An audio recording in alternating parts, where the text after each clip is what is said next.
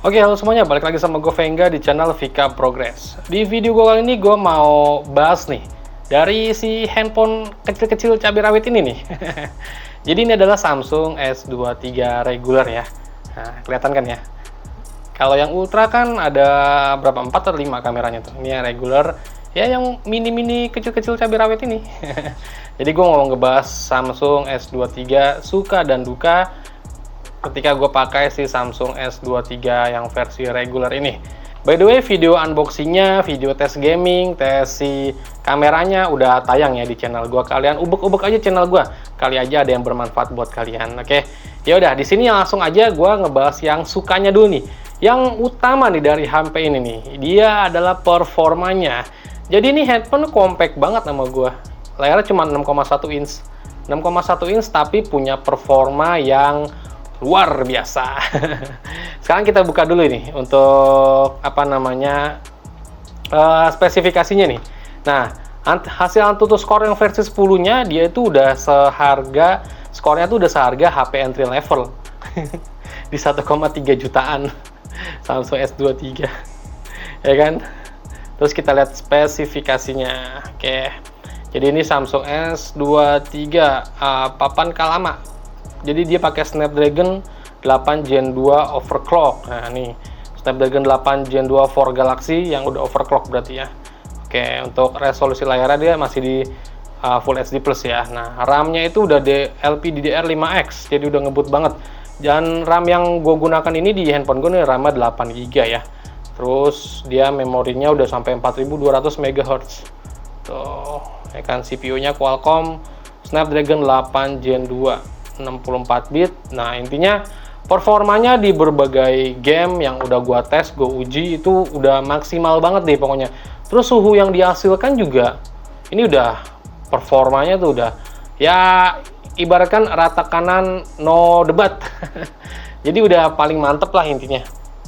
Ya secara chipsetnya juga udah kelas atas banget, udah paling mantep, mentok ya, mentok secara HP flagship ya. Terus gue mau nunjukin ke kalian juga untuk infonya di sini. Nah, kalau di sini dia tuh udah mendukung refresh rate-nya sampai 120 Hz ya. Nah, dan untuk kedalaman layarnya itu udah 425 ppi. Nah, pixel per inch. Tuh, white color gamut udah support. Oke, nah penyimpanan internalnya di yang gue pakai ini di 128 GB ya. Jadi ini kecepatannya UFS 3.1. Tapi kalau yang untuk penyimpanan internal yang 256 GB ke atas itu udah UFS 4 atau 5 gitu. Tapi 3.1 aja ngebut loh. Ini satset banget ini asli. Udah nggak ada obat nih, satset banget, ngebut banget. Apalagi yang versi 4 atau 5 itu. Yang ini aja udah ngebut banget gitu. Jadi yang pertama itu dari performanya sih yang nggak ada obat banget. Terus lanjut yang kedua, ini dari sukanya itu gua di daya tahan baterai. Gue nggak tahu ya, kebanyakan dari kalian katanya banyak yang bilang baterainya boros banget, tapi yang gue rasain tuh nggak segitu borosnya. Jadi tuh kecil-kecil cabai rawit, memang baterainya ini nggak nyampe 4000 mAh, tapi untuk daya tahan baterainya, udah nggak usah kalian ragukan lagi. Di sini kalian bisa lihat nih, ini waktu layar nonaktifnya, waktu layar digunakannya itu 15 jam, layar aktifnya udah 3 jam, baterai sisa 63% tuh. Ya, ini kan di hari ini nih, karena gue syuting masih jam 1 siang nih. Nah, gue unjukin ke kalian 7 hari terakhiran ini. Tuh, ini kemarin 8 Oktober. Ini waktu layar aktifnya di 7 jam. Layar nyala ini selama 7 jam 51 menit di tanggal 8 Oktober. Nah, untuk waktu layar non aktifnya di 13 jam. Tuh, gue dapat SOT screen on time-nya itu hampir 8 jam di tanggal 8 Oktober. Terus di tanggal 7 Oktober, nah screen on time gue hampir 10 jam. Nah, dan pemakaian gue kebanyakan loh di YouTube, TikTok, nonton film di HBO, WhatsApp, Instagram. Ya gimana nggak keren ya. Kemarin juga tanggal 8 Oktober juga TikTok, YouTube, Google Chrome, Instagram, Facebook, tuh. Karena gue nggak buat main game sih. Kalau gue buat main game mungkin screen on time-nya nggak seserius ini. Jadi kalau misalkan pemakaian kalian user yang nggak gamer banget ya, ini mah bakal jadi handphone yang mantep banget, udah compact, daya tahan baterainya mantep. Ya intinya nggak ada obat juga lah untuk daya tahan baterainya ini. Terus yang ketiga itu dari kameranya nih. Nih, kameranya. Ini kameranya bener-bener, wah, nggak habis thinking gua. Video lengkap gua review kameranya udah tayang di channel gua. Kalian bisa nonton di channel gua. Nah, sini sepintas gua mau kasih gambar ke kalian. Mana ada HP lain bisa ngerekam video sampai resolusi 8K 30 fps.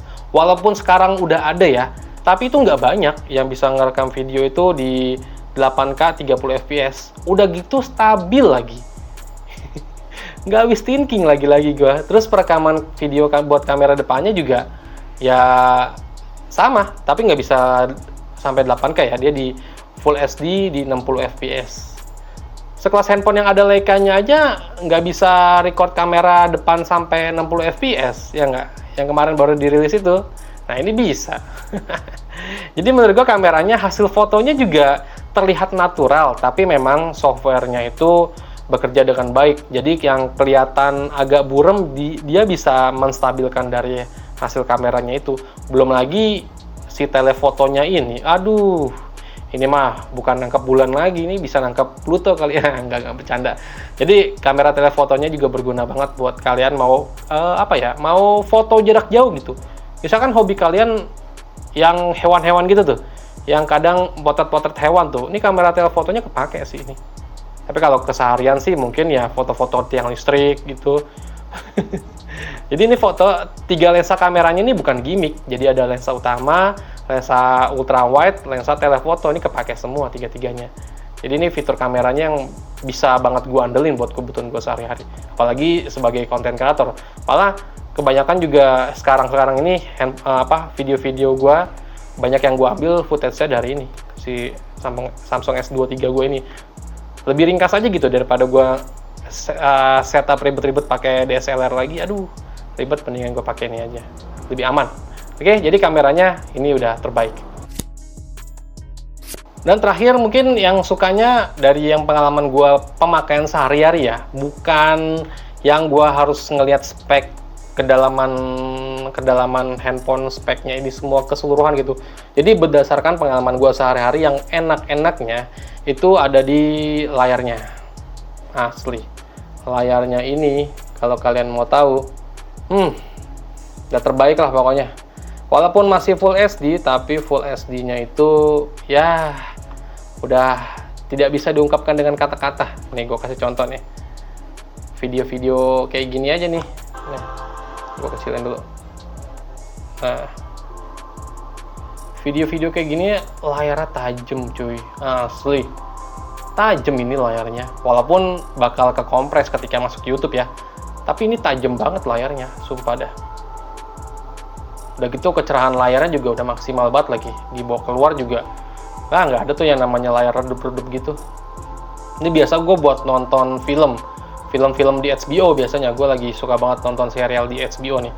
Ini layarnya udah terbaik sih, mantep banget intinya ini. Belum lagi bezel-bezel udah simetris gitu. Jadi buat pemakaian sehari-hari kalau kita ngelihat layarnya kan kalau kita pakai handphone kan keseharian kita kan pasti ngelihat layarnya ya. Nah itu, lihat layarnya aja udah adem banget, udah enak banget, nyaman gitu. Ya kan?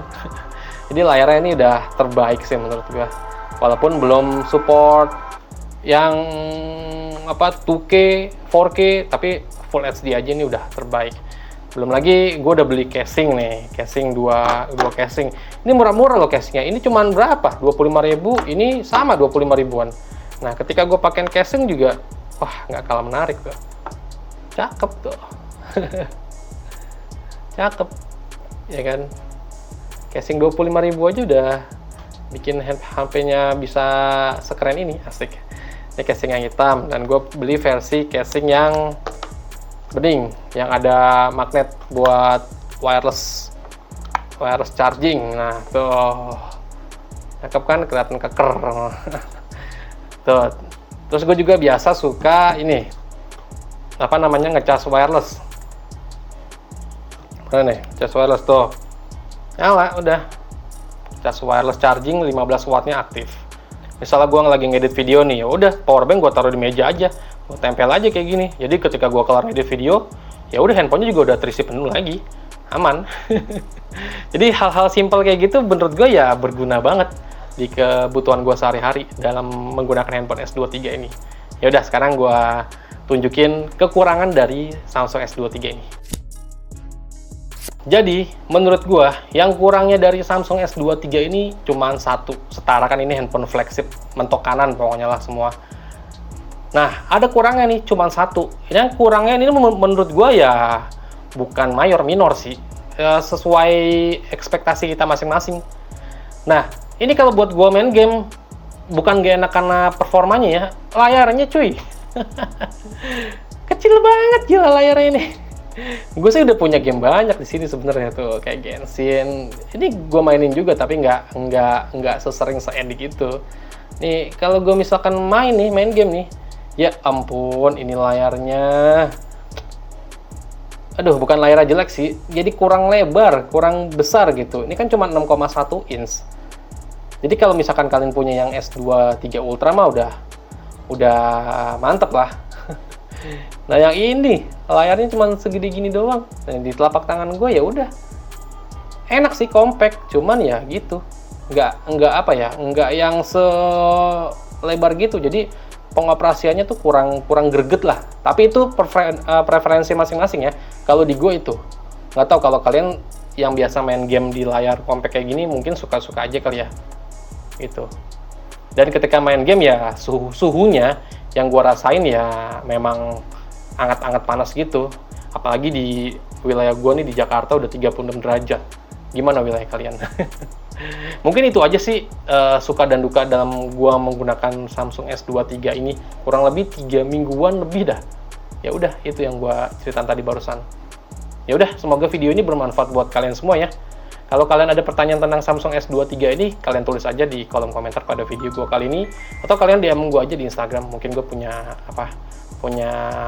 jawaban yang menarik. Oke, ya udah, sampai ketemu lagi di video gue berikutnya. Vengga pamit. Bye bye.